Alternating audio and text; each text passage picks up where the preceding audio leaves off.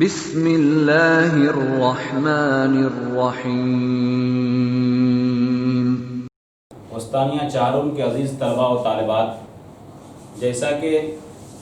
آپ جان رہے ہیں کہ آپ کا سبق فقہ میں کئی روز سے چل رہا ہے اور آپ اچھی طرح واقف ہیں کہ آپ کا فقہ میں جو نصاب ہے وہ الفقہ المیسر ہے اور صراط المسافر سے ہے، لیکن سبق کئی روز سے چل رہا ہے تو ہم لوگ آج پہنچے ہیں کس چیز کہاں پہنچے ہیں؟ عنوان ہے آپ کی کتاب صاحب کتاب نے لکھا ہے، یہاں دیکھ لیجئے، الاشیاء التی لا یفسد بها الصوم، کہ وہ چیزیں جس سے روزہ فاسد نہیں ہوتا ہے، یعنی کوئی روزہ دار کوئی صائم یہ سب چیزیں کر لے تو اس سے اس کے روزے پر کوئی فرق نہیں پڑے گا۔ تو صاحب کتاب نے وہی عنوان مانا، الاشیاء التی لا یفسد بها الصوم، دیکھ لیے آپ لوگ۔ چلیے اب اسی کے تحت صاحب کتاب اس چیزوں کو بیان کریں گے جس سے یعنی جس کاموں کے کرنے کی وجہ سے روزہ نہیں ٹوٹتا ہے۔ کیا ہے وہ سب چیزیں؟ کریں کہ لا یفسد الصوم فی السور الآتیہ، کریں کہ جو نیچے جو آ رہی ہیں جو صورتیں اس کے اندر وہ سب چیزوں کی وجہ سے روزہ نہیں ٹوٹتا ہے۔ کیا سب چیزیں ہیں وہ؟ دیکھیے، اذا اکل ناسیا، کوئی آدمی بھولے سے کھا لے، حالانکہ کھانے کی وجہ سے روزہ ٹوٹ جاتا ہے، لیکن بھول کر کھا لے، جان بوجھ کر نہیں، بھولے سے ایک بار پتہ ہی نہیں چلا کہ میں روزے سے ہوں، کچھ پی لیا کچھ کھا لیا، اس سے روزہ نہیں ٹوٹتا ہے۔ اذا اکل ناسیا، جب وہ بھول کر کوئی چیز کھا لے، اذا شرب ناسیا، جب وہ بھول کر کوئی چیز پی لے، اذا جامع ناسیا، جب وہ بھول کر جمع کر لے یعنی اپنی بیوی سے مل لے تو بھول کر کیا ہے تو اس شکل کے اندر بھی روزہ نہیں ٹوٹے گا۔ اذا ادہن، جب وہ کیا ہے سر میں تیل لگا لے، سر میں تیل لگا لے تو اس سے بھی کیا ہے روزے پر کوئی فرق نہیں پڑتا ہے۔ اذا اکتحل ولو وجد طعمه في حلقه، سرما لگا لیا ایک آدمی، روزے سے تھا، روزے دار آدمی تھا بیچارہ، لیکن وہ سرما لگا لیا تو اور اس کا مزہ جو ہے یعنی سرمے کا کچھ حلق میں محسوس کر رہا ہے تو کریں، اس سے بھی کوئی فرق نہیں پڑے گا، روزے پہ کوئی اثر نہیں پڑے گا۔ اذا احتجم، پشنا لگوا لے، جانتے ہی پشنا لگوا بعض لوگ لگاتے ہیں اور آپ صلی اللہ علیہ وسلم کی سنت بھی آپ صلی اللہ علیہ وسلم نے لگایا ہے کہ فاسد خون کو نکالا جاتا ہے جسم سے، پشنا لگاتے ہیں اسی کے لیے، تو کریں اس سے بھی کوئی فرق نہیں پڑے گا۔ اذا احتجم، پشنا لگانے سے بھی کوئی دقت نہیں ہے۔ اذا طاب احدن، کوئی آدمی روزے دار اگر کسی آدمی کی چغلی کیا، غیبت کیا تو اس سے بھی روزے پر کوئی اثر نہیں پڑے گا، مطلب ایک اچھا تو نہیں ہے لیکن اس کا روزہ نہیں ٹوٹے گا، یہ مراد ہے۔ اذا نوى الفطر ولم يفطر، ایک آدمی نے روزہ نیت کر لیا کہ میں روزہ توڑ رہا ہوں لیکن اس نے افطار نہیں کیا، افطار کا مطلب یہ ہے کہ کھایا پیا نہیں، روزے سے تھا ایک آدمی، ایک بار اس کا ارادہ بدل گیا، چلو میں روزہ توڑ رہا ہوں، میں توڑنے کی نیت کر لیا لیکن توڑا نہیں، تب بھی اس کا روزہ نہیں ٹوٹے گا۔ اذا دخل حلقه غبار بلا صنعه ولو كان غبار طاحون، کسی کے حلق میں کوئی غبار وغیرہ دھول وغیرہ داخل ہو گیا، ایک آدمی روزے سے تھا اور کہیں جا رہا تھا، باہر دھول چلی منہ میں گھس گیا بغیر کہ باہر اس کے فعل کے بغیر، اس کا کوئی اس میں کوئی ارادہ نہیں تھا، تو کہہ رہے ہیں کہ اس سے بھی کوئی فرق نہیں پڑے گا۔ یہاں تک کہہ رہے ہیں کہ اگر چکی کا جو چکی ہوتا ہے نا، یعنی آٹے کی چکی جو ہوتا ہے اس کا دھول کیا ہوگا؟ آٹا ہی نہ ہوگا، اس کا دھول جو آٹا پھٹا جو ہوتا ہے، تو اگرچہ چکی کا غبار کیوں نہ ہو وہ بھی اگر حلق کے اندر چلا جائے، منہ کے اندر چلا جائے تو بھی اس سے روزہ نہیں ٹوٹے گا۔ اذا دخل حلقه دخان بلا صنعۃ، اسی طرح بغیر کسی اختیار کے بعد آٹومیٹک دھواں چلا گیا حلق کے اندر تو دھواں سے بھی روزہ نہیں ٹوٹتا۔ اذا دخل حلقه ذباب، اس کے حلق میں مکھی گھس جائے تو مکھی سے بھی روزے دار کا روزہ نہیں ٹوٹتا ہے، یعنی اس کے حلق میں چلا جائے تو۔ اذا اصبح جنبا، ایک آدمی جنبی ہونے کی حالت میں کیا کیا، وہ صبح کیا، ایک آدمی رات میں اس کے اوپر غسل فرض ہو گیا، چاہے تو بے خوابی میں ہو گیا، خواب کے اندر ہو گیا، ایک آدمی رات میں اپنی بیوی سے ہم بستری ہوا اور اسی حالت میں وہ صبح کر دیا، یعنی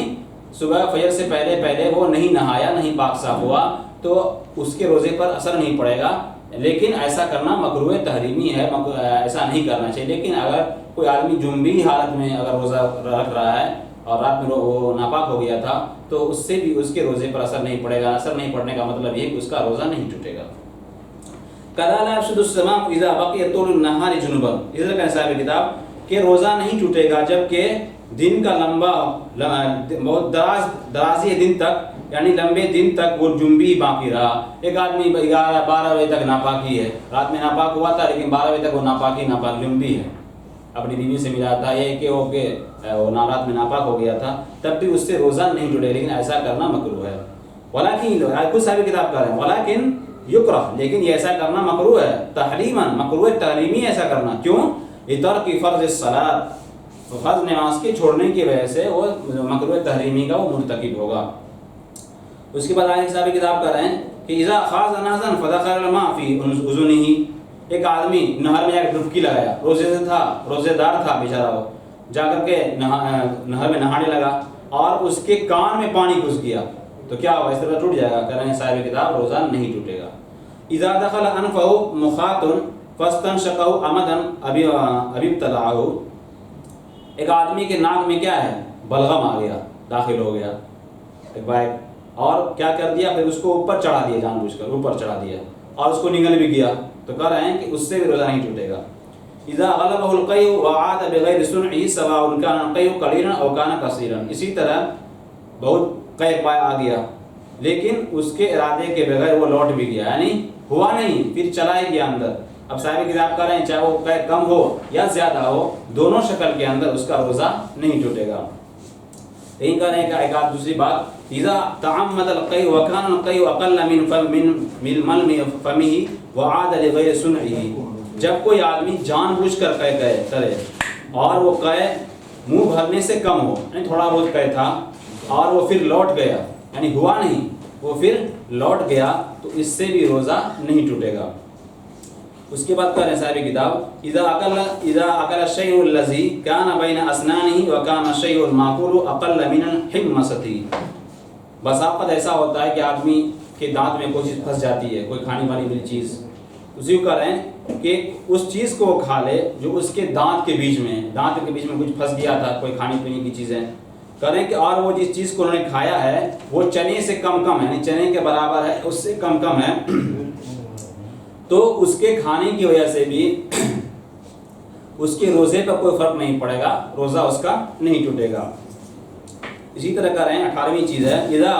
مزغ شیئا من مثل السمسمۃ من خارج الفم حتى يتلاشى ولم يذوق طعمه في حلقه,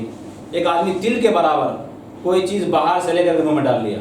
تل کے برابر کوئی چیز ہے اور اس کو اپنے منہ میں ڈال لیا باہر سے اور اس کو چبا لیا, لیکن اس کا مزہ جو ہے حلق میں محسوس نہیں کر رہا ہے. چبا تو لیا, تل کے برابر کوئی سی چیز تھی, لیکن حلق کے اندر اس کا مزہ وغیرہ نہیں گیا ہے, تو اس چبانے کی وجہ سے اس کا روزہ نہیں ٹوٹے گا. اسی طرح صاحب کتاب کر رہے ہیں کہ عام طور پر ایسا مسئلہ آتا ہے انجیکشن لگانا, اس سے روزہ ٹوٹے گا کہ نہیں؟ تو کہہ رہے ہیں کہ لا يفسد الصوم بالإبرة سواء تعطى في الجلد او تعطى في الشريان, کہ انجیکشن آپ روزے میں لگا رہے ہیں تو آپ یا تو اس کے چمڑے کے اندر لگوائیں گے, گوشت کے اندر کہیے, یا نس کے اندر, رگ کے اندر, تو ان تمام شکلوں میں روزہ آپ کا نہیں ٹوٹے گا. چاہے آپ گوشت کے اندر انجیکشن لگوائیں, چاہے کہ آپ نس کے اندر لگوائیں, چاہے رگ کے اندر لگوائیں, ان تمام شکلوں کے اندر آپ کا روزہ نہیں ٹوٹے گا. صاحب کتاب آخری بات کو ختم کر کے اس چیپٹر کو, اس موضوع کو ختم کریں گے. اذا حق اذنه بعود فخرج علیہ درن ثم ادخل ذلك العود مرارا في اذنه, بسا اوقات آدمی لوگ کوئی لکڑی لے کر کے کان کھجلاتے ہیں, اپنا میل کچے نکالتے ہیں. ایک آدمی روزے سے تھا اور وہ لکڑی لے کر کان کھجا رہا تھا, تو کچھ میل کچھ بھی نکل گیا. لازمی بات ہے کہ ایک آدمی کھجا رہا ہے تو کچھ نہ کچھ نکلے گا, نکل گیا. اس کے بعد پھر اس کو داخل کیا اس لکڑی کو, اب بار بار کر رہا, بار بار بہت سارے میل کچیل کو نکال رہا ہے, تو کیا اس سے کس روزے پہ کوئی اثر پڑے گا؟ صاحب کتاب کا رہا شہید کا مسئلہ بھی یہی ہے کہ اس سے روزے پر کوئی اثر نہیں پڑے گا, یعنی اس کا روزہ علی حال ہی باقی رہے گا, اس کا روزہ نہیں ٹوٹے گا. اسی کو کہا اذا حق اذنہ, جب کوئی آدمی کسی لکڑی سے اپنے کان کو کھجائے فخرج علیہ درن, درن کے معنی میل کچیل, اور اس سے کچھ میل کچیل نکل گیا کچھ. ثم ادخل ذلك العود, پھر اس لکڑی کو مرارن بار بار کان کے اندر داخل کر رہا ہے, فی اذنی, اپنے کان کے اندر بار بار داخل کر رہا ہے, میل کچیل نکال رہا ہے, تو اس سے روزے پر کوئی اثر نہیں پڑے گا. عزیز طلبہ, آج کے سبق کو ہم یہیں پر روکتے ہیں. انشاءاللہ آئندہ کل پھر اس کے آگے لے کر آپ کے سامنے حاضر ہوں گے.